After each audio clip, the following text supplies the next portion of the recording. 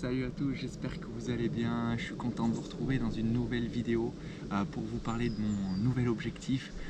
Si tu me suis sur Insta ou sur Facebook, tu dois être au courant que ce week-end je me lancerai sur la grande course du trail des passerelles du Monténard, un parcours de 68 km avec plus de 3500 mètres de dénivelé.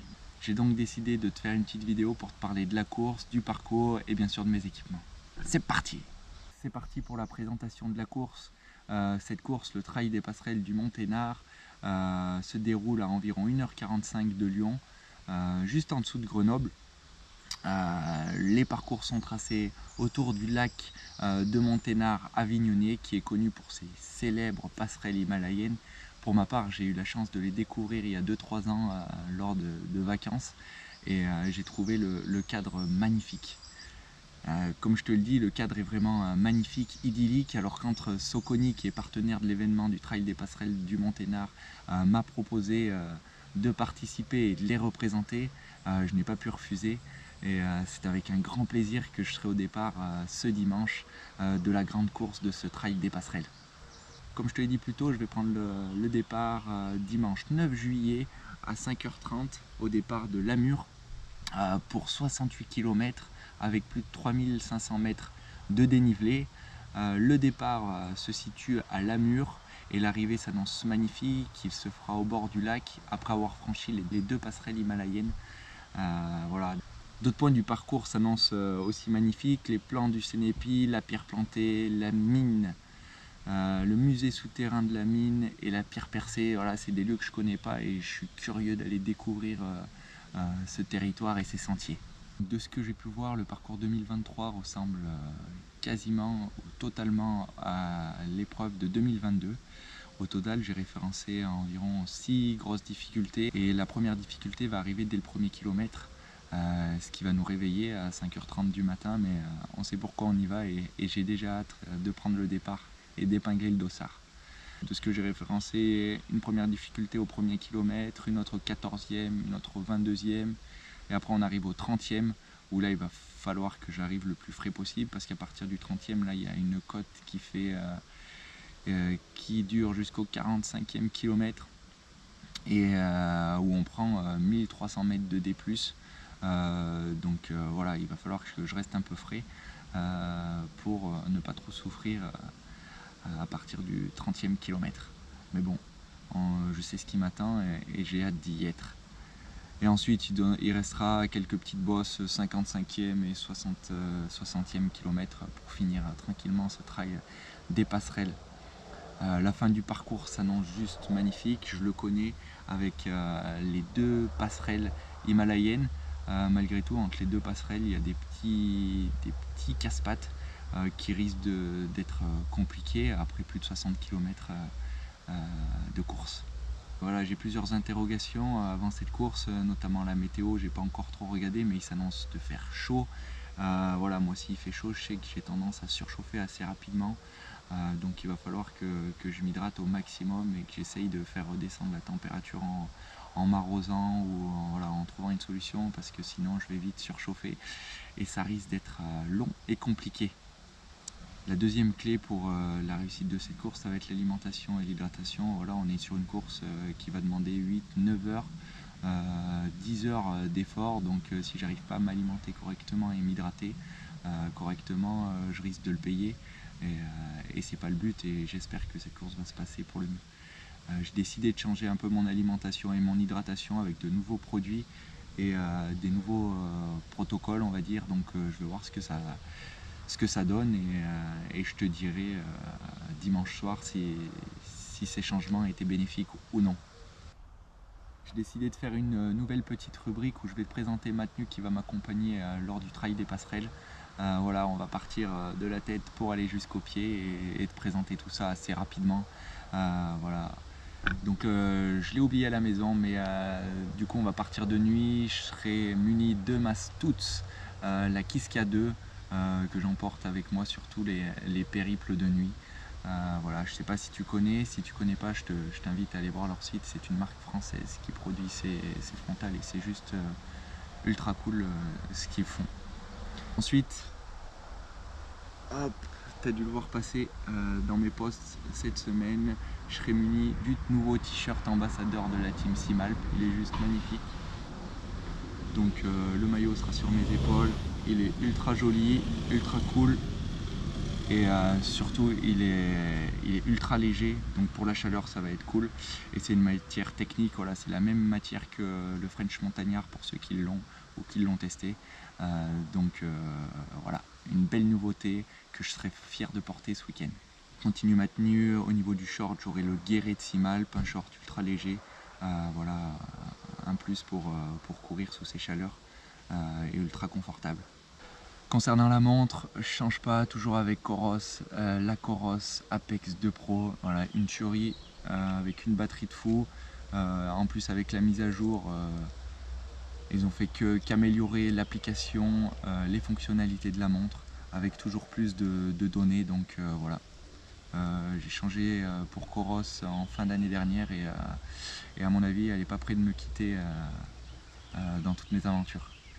Donc n'hésite pas à aller voir la vidéo que j'ai fait sur cette montre et sur la marque Coros.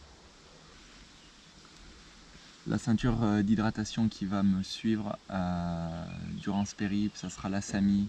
Voilà, la Samy avec les porte-bâtons qui vont bien m'aider parce que voilà, je serai muni de mes bâtons Leki, ultra confort et assez grande pour mettre de quoi me ravitailler. Sachant que j'aurai personne qui va me suivre, donc je vais devoir prendre tous mes ravitaillements perso, soit dans mon sac, soit dans ma ceinture, donc elle sera le bienvenu. Allez, on passe au sac d'hydratation. Tu as pu le voir la semaine dernière, j'ai reçu ce sac à Onigi, nouveau sac qui est toujours pas sorti sur le site et qui arrivera début juillet, enfin mi-juillet, aux alentours du 14 juillet. Je n'ai pas eu le temps de le tester comme voulu. J'aurais aimé l'amener avec moi sur le trail des passerelles. J'ai pu faire une petite sortie longue. Voilà, les réglages n'étaient pas au top quand je l'ai mis, donc je préfère pas tenter le diable. Rester sur un sac que je connais vraiment pour partir avec moi sur ces 8-9 heures de course. Donc je me le garde de côté pour le tester un peu plus et l'emmener sur des longues sorties avec moi avant de le prendre en course. Voilà, on teste rien de nouveau le jour d'une course, mais ça vous devez le savoir. Donc j'amènerai avec moi ce sac qui me suit maintenant depuis un moment, le Comfort Skin de chez Aoniji. Franchement il est top avec une poche kangourou, de multiples poches à l'avant. Voilà, je peux même mettre les bâtons sur l'avant. Donc moi c'est vraiment un sac que je recommande. Si vous faites un peu du long, mais même pour du court ou des randos, je le trouve vraiment top. Allez, comme à chaque course, ce pin sera sur mes épaules, sur mon sac d'hydratation afin de soutenir et de lutter contre la fibromyalgie. C'est la cause que je soutiens cette année avec l'association Casse-Mat Trip. N'hésite pas à aller faire un don si tu veux aider les personnes atteintes de cette maladie. Voilà, une cagnotte est ouverte et je te mettrai le lien dans la description de cette vidéo. Allez, pour finir, je te présente ces deux pépites que j'ai dans les mains. Voilà, comme je te l'ai dit en début de vidéo, j'ai eu la chance de faire une petite collab avec Saucony, qui est partenaire du Trail des Passerelles, avec qui j'ai pu avoir un dossard. Et je vais avoir la chance de courir avec la Saucony Endorphin Edge, qui est la chaussure haut de gamme de chez Saucony avec plaque carbone. Donc je vais profiter de cette petite vidéo pour te parler de cette petite pépite qui est ultra validée pour ma part. C'est parti. Allez, c'est parti pour la présentation de l'Endorphin Edge. Comme tu peux le voir, ça c'est une chaussure que j'ai vraiment utilisée et poncée depuis la Pastourelle. Celle-ci je viens de la recevoir, un nouveau coloris. Déjà le look je le trouve juste dingue. Le rose, j'aime bien les trucs qui sont flashy et Saucony fait ça sur la plupart de ses modèles, que ce soit pour des chaussures de running ou pour des chaussures de trail. Donc je trouve déjà que le look est plus que validé. Pour rentrer un peu plus dans le technique, c'est une chaussure qui est plutôt ultra légère, elle fait 255 grammes. C'est peu compte tenu de l'épaisseur de la semelle. Du côté du drop, on est sur un classique, 6 mm. Voilà, c'est la valeur que Saucony a choisi de délivrer à ses chaussures depuis plusieurs années. Et moi j'avoue que je suis plutôt satisfait, sachant que tu as pu me voir courir avec les guides, tu as pu me voir courir avec les Endorphin Pro 2, les Endorphin Pro 3 maintenant, et avec les Endorphin Edge. Et franchement, je suis vraiment satisfait de ces chaussures. Les ingénieurs de chez Saucony ont décidé de mettre la même technologie Speedroll que sur les Endorphin. Le but, c'est d'avoir un déroulé de pied qui soit optimisé et du coup favoriser une foulée dynamique. On n'y va pas par quatre chemins chez Saucony, car il s'agit de la même mousse que les Endorphin Pro 3. Et pour avoir testé les Endorphin Pro 3 avant celle-ci, le confort est dingue. Et on a vraiment l'impression d'être monté sur ressort quand on court avec les Endorphin Pro 3, ce qui donne la même impression avec l'Endorphin Edge, du coup, parce qu'ils ont du coup les mêmes technologies sur ce modèle. Clairement, quand tu enfiles cette chaussure, tu as l'impression de marcher sur du lino où c'est ultra confort, où la mousse elle est ultra agréable, elle est même presque molle et combinée à un effet de rebond. Donc c'est ce que je vous disais, quand on enfile la chaussure et qu'on commence à sautiller sur place, on a un retour qui est vraiment très agréable.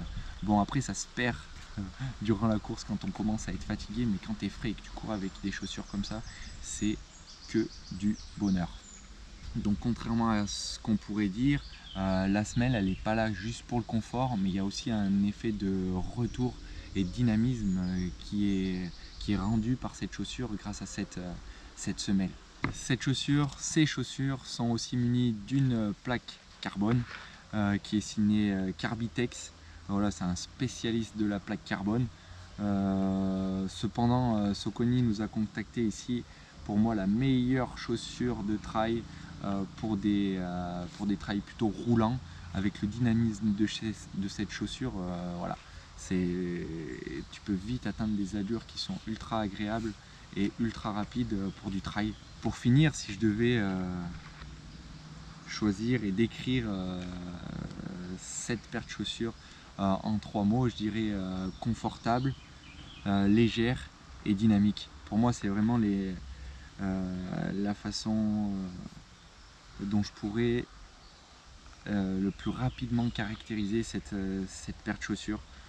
Donc comme tu as pu le voir dans ce petit descriptif, je suis plutôt ultra content de ces chaussures. Après, ces chaussures, elles ont un prix parce qu'il y a beaucoup de technologie dedans et qu'il y a aussi notamment la plaque carbone. C'est une chaussure qui va tourner aux alentours de 200 €. Mais voilà, moi j'en suis ultra satisfait. N'hésite pas à aller sur le site de Saucony, tu vas pouvoir voir les différents coloris qu'il possède, les blanches, les roses, il y a aussi des bleus pour ceux qui ne sont pas trop roses. Je sais que j'ai eu quelques commentaires par rapport à ce coloris. Moi j'assume et je suis plutôt content de ce look là. Allez, pour finir ce petit épisode, je te donne rendez-vous la semaine prochaine où je te ferai un débrief de ma course, de mon temps, de mon ressenti et je te livrerai mes impressions. N'hésite pas à me suivre sur ma page Instagram ou Facebook, je vais partager à fond de stories lors de l'événement, que ce soit avant, j'essaierai d'en faire peut-être quelques-unes pendant et après. Et puis je te dis bon week-end, bonnes vacances pour ceux qui vont les entamer et à la semaine prochaine. Bye!